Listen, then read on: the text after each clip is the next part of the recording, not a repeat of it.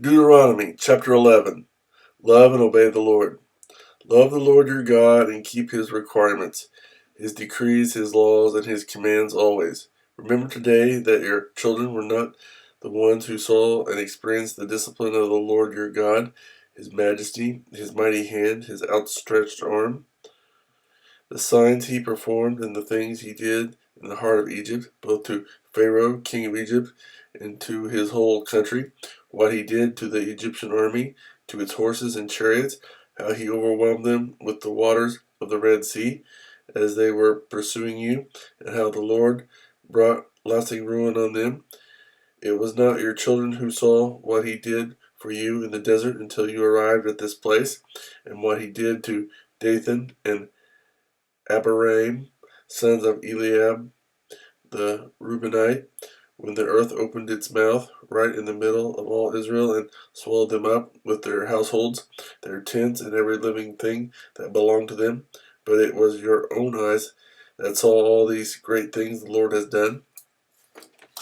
Observe, therefore, all the commands I am giving you today, so that you may have the strength to go in and take over the land that you are crossing the Jordan to possess, and so that you may live long in the land that the Lord swore to your forefathers to give to them and their descendants, a land flowing with milk and honey.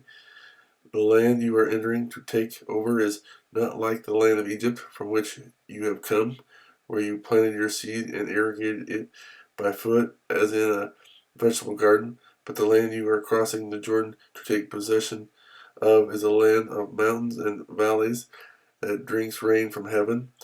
It is a land the Lord your God cares for. The eyes of the Lord your God are continually on it from the beginning of the year to its end.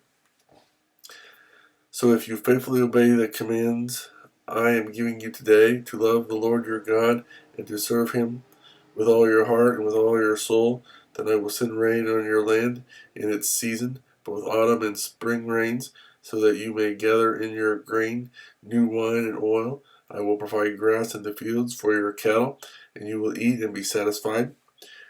Be careful, or you will be enticed to turn away and worship other gods and bow down to them. Then the Lord's anger will burn against you, and he will shut the heavens so that it will not rain, and the ground will yield no produce, and you will soon perish from the good land the Lord is giving you. Fix these words of mine in your hearts and minds. Tie them as symbols on your hands and bind them on your foreheads.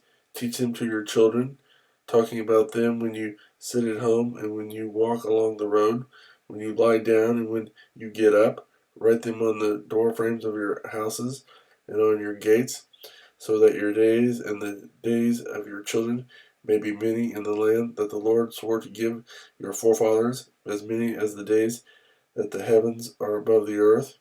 If you carefully observe all these commands I am giving you to follow, to love the Lord your God, to walk in all his ways, and to hold fast to him, then the Lord will drive out all these nations before you, and you will dispossess nations larger and stronger than you.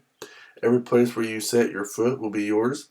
Your territory will extend from the desert to Lebanon, and from the Euphrates River to the western sea. No man will be able to stand against you. The Lord your God, as he promised you, will put the terror and fear of you on the whole land wherever you go.